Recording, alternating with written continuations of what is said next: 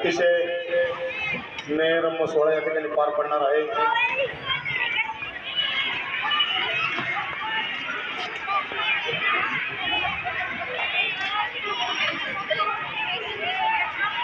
करमाळा तालुक्याच्या तहसीलदार सन्माननीय बोकडे मॅडम तसेच गट शिक्षण अधिकारी सन्माननीय पाटील साहेब यांच्या हस्ते या ठिकाणी प्रतिमा पूजन होत आहे।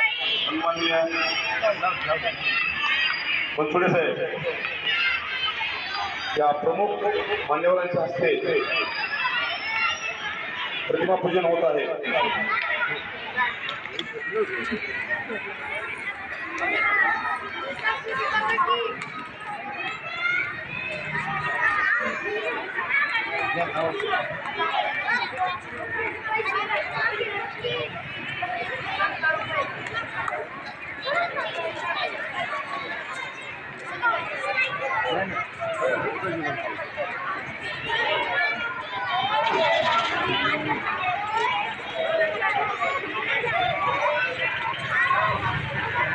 सर्वांनी पुन्हा एकदा सर्वांचं टाळ्या वाजून या ठिकाणी अभिनंदन करायचे।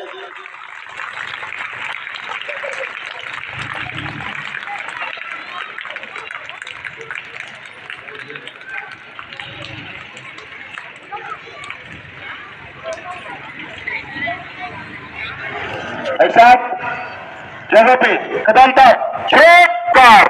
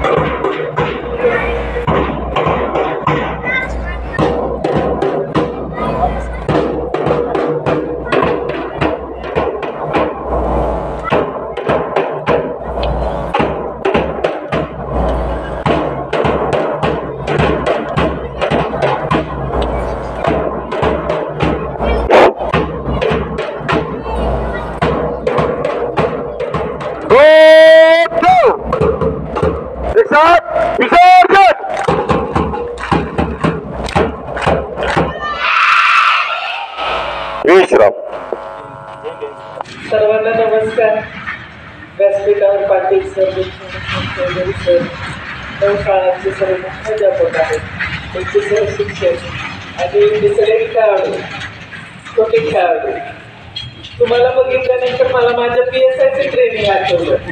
म्हणजे 1 वर्ष आम्हाला आमचे ट्रेनर जे होते त्याचे विडी मारा, ताट मारा असं सांगायचे. पण ह्या शाळेची चौधरी सर शाळेचं नाव माहिती नाही, पण ती फ्लॅग घेऊन जाणारी मुलगी ती अशी काही जी इडी मारत होती की मला ते PSI दिसली ती मला. तर खूप छान संचलन, खूप अतिशय नेटलं, अतिशय सुरेख आणि शिस्तबद्ध संचलन झालं. मुळात अशा क्रीडा स्पर्धा तर खूप कमी प्रमाणात भरायला लागलेल्या आहेत आणि पाटील सरांनी सांगितलं की उचल घालू नका, असं करू नका. तर मी म्हणते हे करायची वेळच येणार नाही.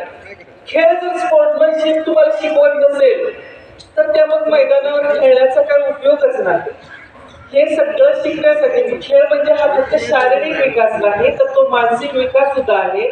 आपली बौद्धिक, मानसिक, शारीरिक आणि सर्व प्रकारची जी उन्नती आहे की ती ह्या ग्राउंड मध्ये होते आणि त्यासाठी अशा प्रकारच्या खेळांचं, अशा प्रकारच्या क्रीडा सप्ताहांचं आयोजन करणं खूप महत्वाचं आहे. मला असं वाटत होतं नगरपालिकेच्या शाळा म्हणजे खूप छोट्या प्रमाणात असणार आणि मुलांना इतकं शिस्तबद्ध खरंच अपेक्षित होतं. खूप छान झालं, अतिशय नेटकं नियोजन केलेलं आहे, अतिशय सुरेख. आणि ते आता मी जास्त बोलणार नाही. मी स्वतः सुद्धा बास्केटबॉलचा नॅशनल प्लेअर आहे, त्यामुळं पुढचा माणूस बोलत असताना त्या खेळाडूंना अतिशय कंटाळा येतो आणि फार वैताग येतो. तर मी असं सांगते, तुम्ही खेळा, आपण ते खेळ बघून खेळात बघू. तर तुम्हाला सर्वांना, सगळ्यांना जे जिंकणार आहेत, जे जरा त्यांच्यापेक्षा कमी खेळणार आहेत, ते सगळ्यांना ऑल द बेस्ट आणि एकदम जोमाने खेळायचं. आज दाखवूनच द्यायचं. सगळे थँक्यू.